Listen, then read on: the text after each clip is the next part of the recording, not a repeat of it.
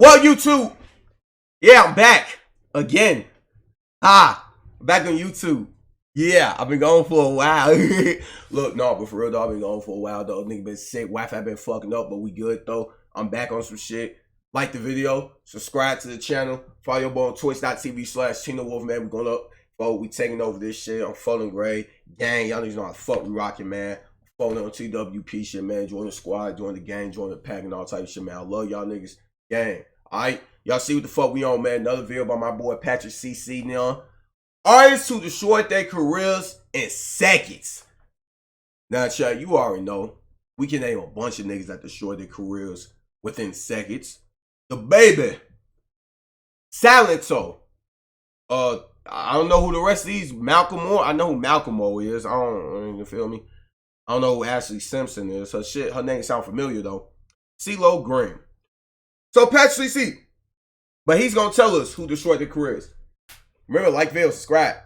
Twitch.tv/Tynowolf. Come follow your boy on here too. Gang.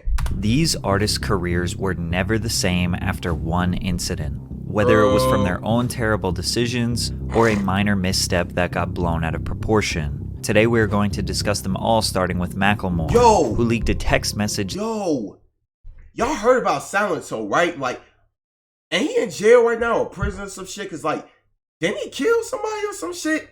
That made everyone question what they thought they knew about him. In 2012 and 2013, you could not go anywhere without hearing the song Thrift Shop. Far from your typical rap song, Macklemore flexed $20 and had suburban moms dancing to his funky saxophone. This song spent 6 weeks at #1 on the Billboard Hot 100. Mac had one-hit wonder written all over him. He carried the most stereotypical white rapper image that is perceived as corny by hip-hop culture. But he proved everyone wrong with his second hit, Can't Hold Us, which spent 5 weeks at the #1 spot. This track was definitely more of a standard pop track, but 2 Billboard #1s in his first year as a mainstream artist stamped that he was a force to be reckoned with. However, it was all about to come crashing down, as Macklemore would suffer from success. At the 2014 annual Grammy Awards, Macklemore was nominated in 7 categories, the biggest and most prestigious being Best Rap Album and Best Rap Song. After winning Best Rap Performance, I'm gonna pop some tags, only got $20 in my pocket.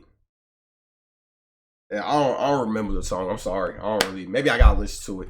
And Best New Artist, people were happy to see him win 2 Grammys. Nominated for Best Rap Song up against Drake, Kanye West, Jay-Z, it seemed unlikely Macklemore would win, but Thrift Shop was in fact the winner of Best Rap Song of 2014. Securing him his 3rd Grammy of the night. But what would come next would shock the world. Up against Drake's Nothing Was the Same, Jay-Z's Magna Carta, Kendrick Lamar's Good Kid Mad City, and Kanye West Yeezus, Macklemore had absolutely no chance of winning. Everyone was betting on Kendrick since he without a doubt had the best album of the bunch, but wouldn't be entirely surprised if it went to the other nominees. The hip-hop community was floored when Macklemore and Ryan Lewis's The Heist won Best Rap Album of the Year. The Heist couldn't be a more fitting name for this absolute robbery. Macklemore was being cooked by the hip-hop community online, reminding him in every comment section that he didn't deserve to win. He felt so much pressure. Why everyone mad at him? It's the Grammys' fault.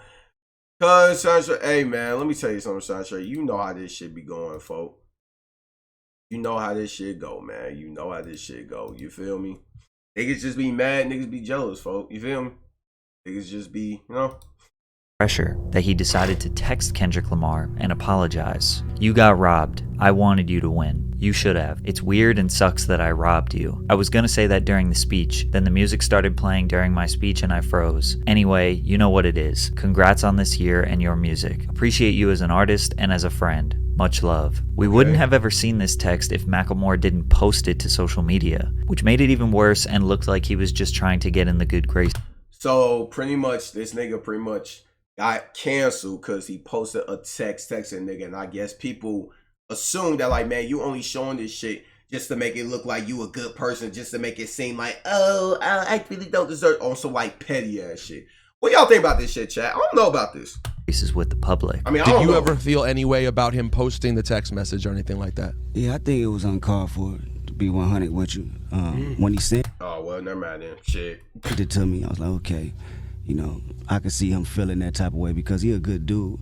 But I think for confirmation from the world, you know, he probably felt like he had to put it out there. It's the Grammys' fault, exactly. But they don't take nothing away from him anyway, because I know where his heart is at, he cool. Despite Kendrick being cordial and saying that Macklemore meant well, hip-hop fans could never truly accept Macklemore as a part of the culture. They thought he was disingenuous, and they didn't really like his music in the first place, so this was an easy excuse to forget about him. He stepped out of the limelight, and many people suggest his music was never as ambitious ever again. He felt guilt, and that guilt ate him alive. His 2016 album, This Unruly Mess I Made, sold just 61,000 copies in the first week. Him and Ryan Lewis split up shortly after, and Mac released another solo album, Gemini, that did decent amongst his fan base, but ultimately, he hasn't had any major mainstream success in almost a decade. But unlike Macklemore, DaBaby refused to apologize to anyone, which is leading to one of the dumbest downfalls of. You know, so crazy for like, Baby, like his shit, so crazy because we all witnessed it. It was like,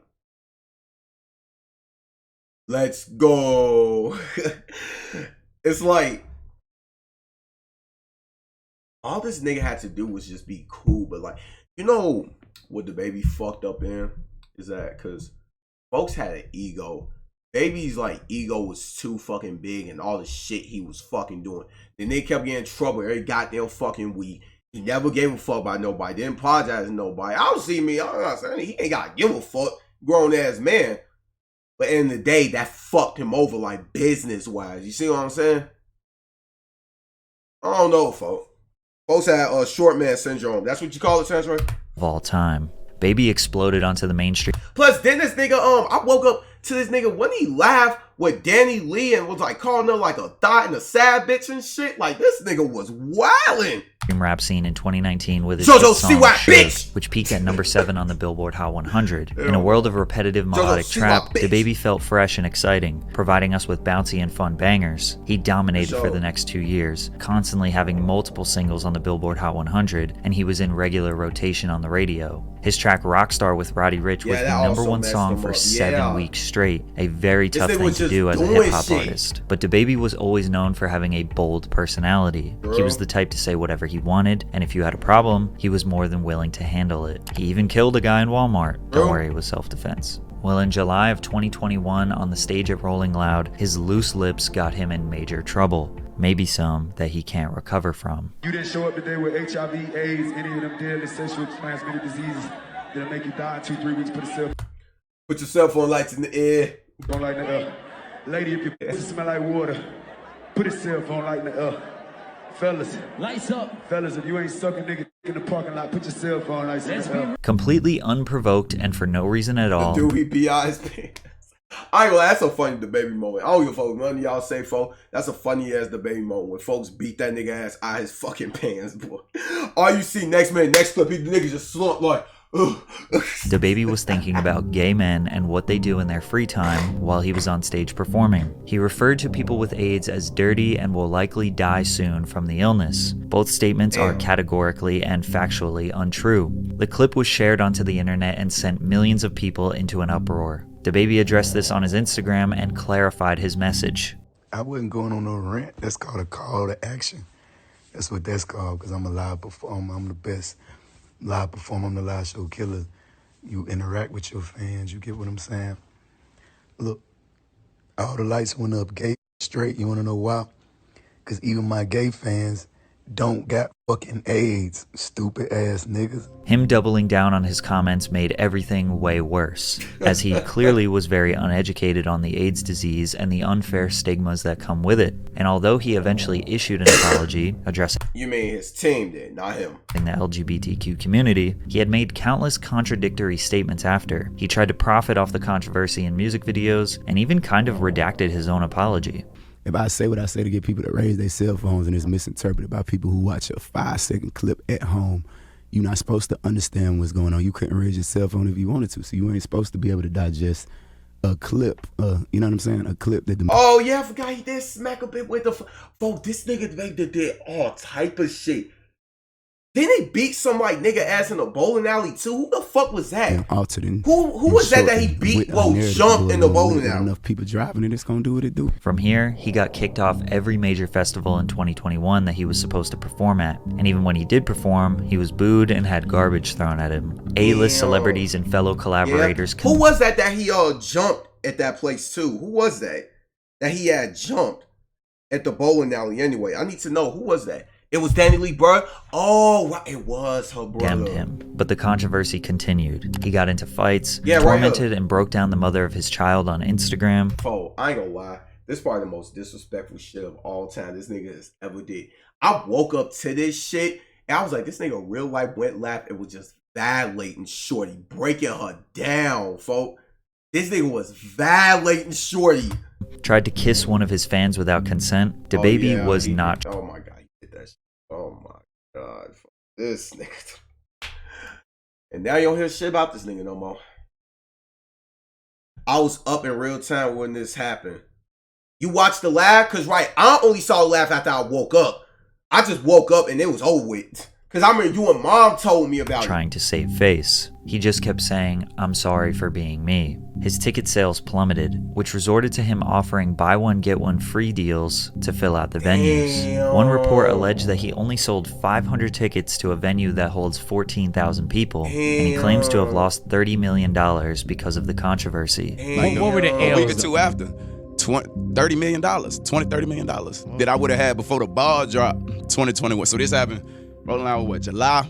I had $30 million worth of shows on the schedule before December 31st. All he had to say was, "Put your hands in the air if you just don't care," and all of this could have been avoided. If you think what DaBaby said was bad, you'll be horrified by what CeeLo Green said in a series of questionable CeeLo Green tweets. said? If you don't remember the Who the name fuck is CeeLo CeeLo Green Green? or his previous duo Gnarls Barkley, you definitely remember his two most iconic songs, Crazy and Forget You. Crazy peaked at number 2 on the Billboard Hot 100 and I spent think I remember. I 29 don't weeks know. on the chart. After his Forget song. You, which he released solo 4 years later, also went number 2 on the Hot 100 after spending almost a full year on the charts. CeeLo had a very unique voice and was undeniably talented. He pretty much only gave us 2 hits, but was an ever-present pop culture figure throughout the early 2010s. Whether he was hosting an award show, his own reality show, voice acting, or being a judge on The Voice, CeeLo was loved and appreciated, until some shocking allegations arose. CeeLo was accused by a 33-year-old woman he dined with at a downtown Los Angeles sushi restaurant of placing ecstasy, also known as MDMA or Molly, in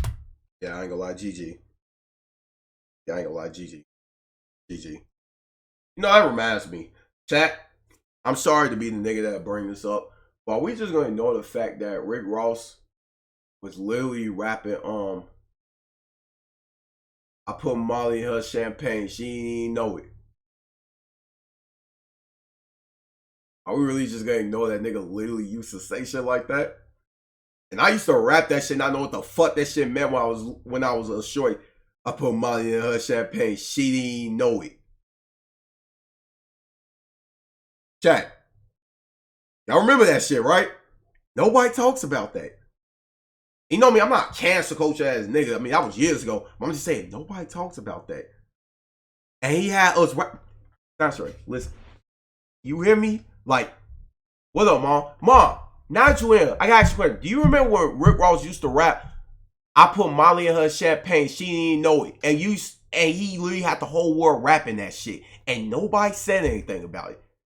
That's literally date rape. Like, you can't do that. Like, I mean, I got old and I was like, hold on, you can't do that. What the fuck? Like, we was little kids rapping about a fucking crime. Like, you can't do that shit. That nigga was bragging about date raping women. Like, that's crazy. in her drink. The woman later told Los Angeles police detectives she woke up naked in bed in her hotel room with Green. CeeLo allegedly admitted to law enforcement that he took ecstasy, but denied drugging the woman's drink or committing sexual assault. CeeLo's sexual assault charges were dropped after prosecutors concluded there wasn't enough evidence to take that accusation to court, but he was found guilty on drug charges, which landed him 3 years probation. But it wasn't the nature of the charges that ruined his career, it's what he said on Twitter after the case. After being criticized by people in public tweets, he decided to respond. Women who have really been R-worded, remember, but point taken. So Oh no. Oh no. If I tried but did not succeed, but the person said I did, then what really happened? When Oh no. someone breaks in a home, there is broken glass. Where is your plausible proof anyone was R-worded? Oh, if someone no. passed out, they're not even with you consciously. So with implies consent.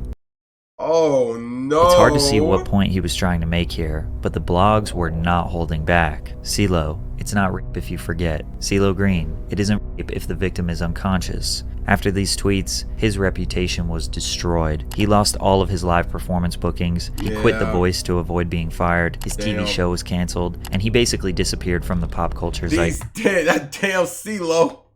My God, stop tweeting.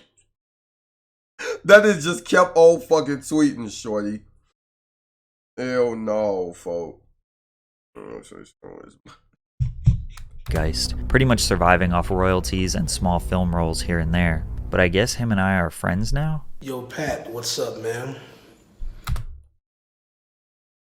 Oh. I'm assuming that your friends call you Pat, My friends do call me Pat, so and I consider myself to be one of your friends. Oh shit. I consider myself to be one of your friends. The next person on our list lost her career from something No, that was he totally didn't. out of her control.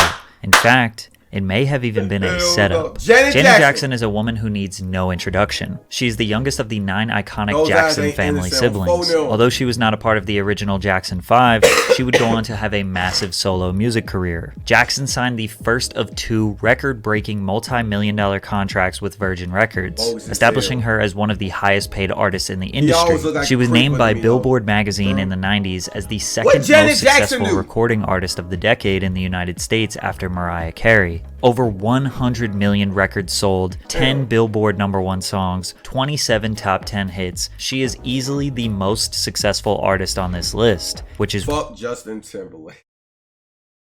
You know, it just took me a second why you said that. Ain't that the nigga that ripped Shorty thing off and her little yeah popped out? why her downfall said it is just- even more tragic. That nigga said The he. Super Bowl in America is always the most watched televised program every year, with an average of around 100 million people watching the game. The halftime show has historically been a major milestone in an artist's career, as it is the biggest stage they will likely ever be on. In 2004, Janet Jackson was asked to do the show, but not by herself. Yep, that nigga Justin Timberlake just said he ripped that motherfucker off. It was surprising since she easily had enough hits to do a full set. Instead, she only got to perform 2 of her songs. The other time was filled out by Justin Timberlake, Diddy, Hey, Nelly, Kid Rock. I'm sorry for pausing. I know I've been pausing a lot, but chat, why the fuck did Justin Timberlake do that shit though? Why? Why did he do that? He embarrassed. Why did he do that though? For what? Why? Why did he do that? Like, why?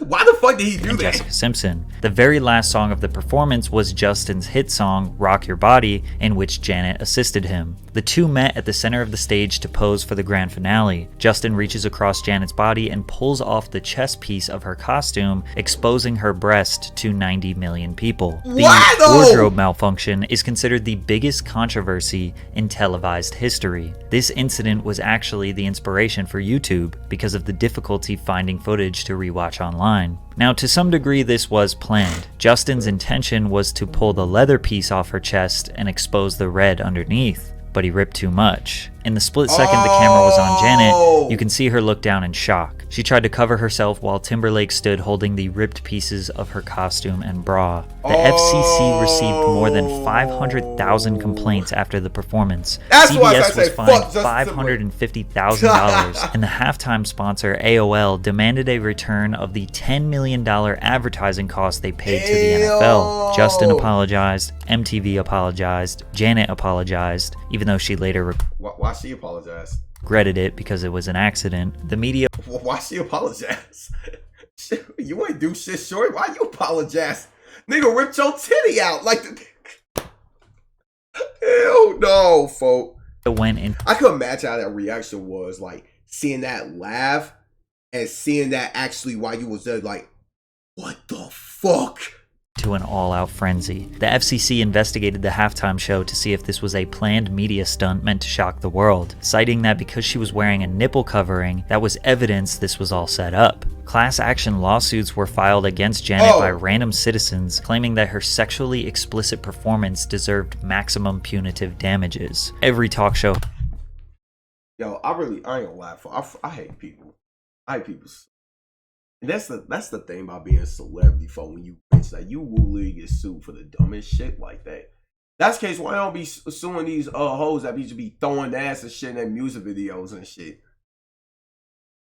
It's not that. That's what I'm saying. Megan Thee all them boy be throwing ass, popping pussy all in their motherfucking music videos, but they don't be getting sued for sexual just content damage. Oh my, like it's not that deep. It's not that deep.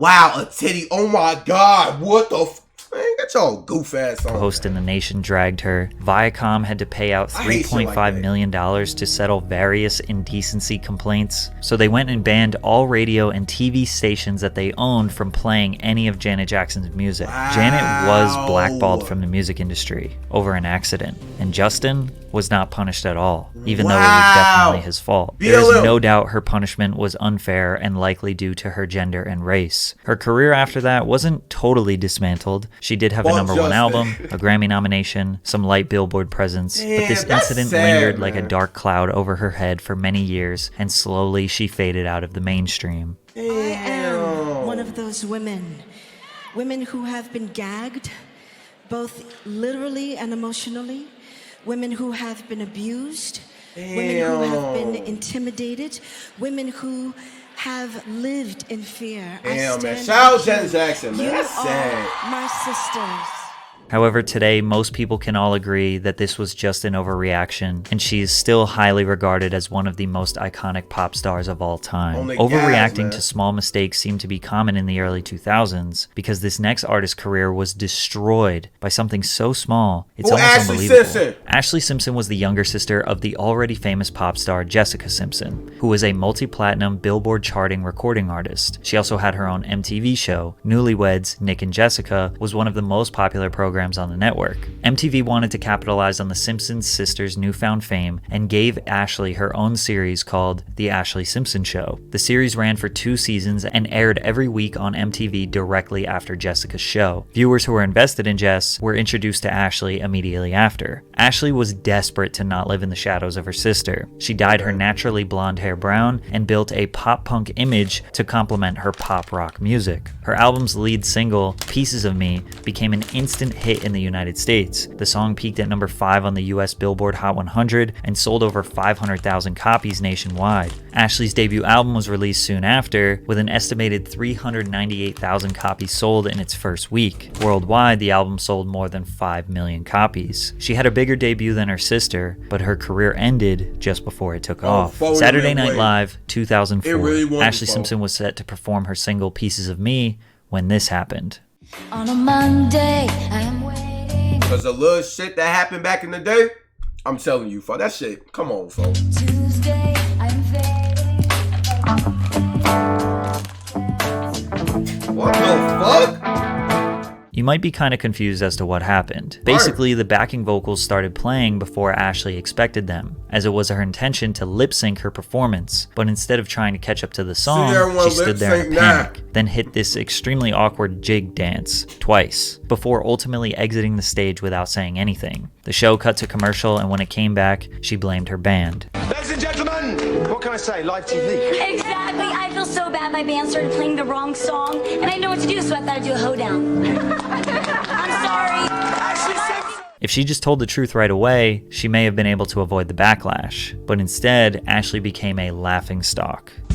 On a Monday, you saw me. Damn. You called me and went.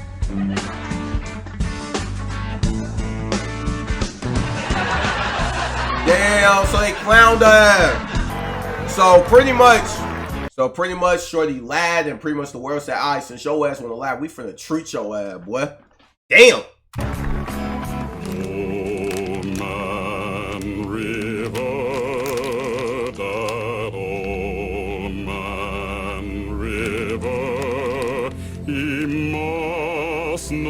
I can see something like this happening now. Even news anchors poked fun at her. Sister's performance on Saturday Night Live was, well, out of sync, you could say. All right, sorry, we had to do that. It was just our own little lip-syncing adventure. We were mocking her. At just 19, she was publicly ridiculed by the world. And this is all especially ridiculous considering today's standards are much lower. It almost feels like lip syncing isn't even a real thing. That's what I'm saying, folks. Lip sync is not even a real thing now, because that's all motherfuckers do on they set is lip sync. Thing anymore. Half of my favorite artists at their live shows just let the song play, jump around, and yell. That's literally what I just said now.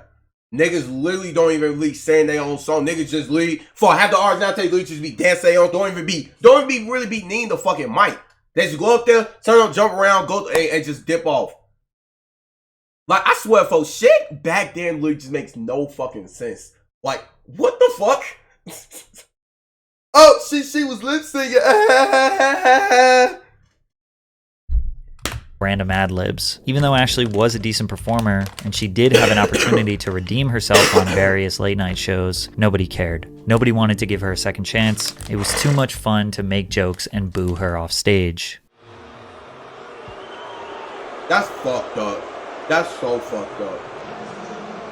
She did have a moderate comeback with her single Boyfriend in 2005, and her second album eventually selling 3 million copies worldwide, but she had already seen the peak of her music career, and as it slowly dwindled away, she maintained her relevance in the 2010s through relationships, various television projects, and her own social media. But the last person on our list has the most unexpected, shocking, and horrifying incidents that landed them in prison. In 2015, the world was dancing to Silentto's hit song, Watch Me. The song paired with... I ain't gonna lie to y'all niggas. This song was only good for a fucking week. I don't give a fuck. That shit got so... I remember after a week after that song came out, I was so annoyed by this song because I can't even listen to this shit now. That song... I should fucking stop saying that shit. You already know who it is! Ain't this, like I said though, ain't folks in prison for like stabbing or shooting like his cousin or some shit? This nigga really had like a bad downfall. And then this nigga break into somebody's crib with a hatchet looking for his girl or some shit, folks. With the massive viral dance, the whip and the nay-nay. All of social media was flooded with videos of people doing the dance. With Vine and Instagram peaking in popularity, Silentto laid the foundation for what would become extremely normal on TikTok many years later. He performed at award shows, on Nickelodeon, every talk show in America. The virality got the single to number 3 on the Billboard Hot 100, as well as 1.8 billion views on YouTube. Today, the record is 6 times platinum. Unfortunately, hip-hop dance tracks have a history of being impossible to outdo, because for every one that becomes culturally iconic, there are hundreds of cheesy failed attempts to recreate the moment. Silentto waited 3 years to drop his album fresh out of high school, which failed to generate any buzz, and his second album went almost totally unnoticed. But before you could fully count him out, he made a decision that officially ended his career. On January 21st, 2021, the 23-year-old rapper was arrested for the murder of his cousin, 34-year-old Frederick Rooks, after a shooting in DeKalb County, Georgia. Police said officers found Rooks suffering from multiple gunshot wounds at a home off of Deep Shoals Circle. He was pronounced dead. It so fucked up. I didn't know either. Damn, that's fucked up. At the scene, investigators did not have a suspect at the time. Responding officers were able to obtain video from the security cameras of multiple residents and later identified Hawk, or Silentto, as the gunman. Silentto was arrested February 1st, 2021, and then later indicted by a Georgia grand jury on 4 felonies. 1 count of malice murder, 1 count of felony murder, aggravated assault, and gun possession during the commission of a felony. As of now, the court has deemed Silentto unfit for the safety of the public and will remain incarcerated until further trial. Since the trial has not started yet, we don't know how he did it, we don't know why he did it, and we don't know how long he might be in jail. What we do know is that his career is officially over. I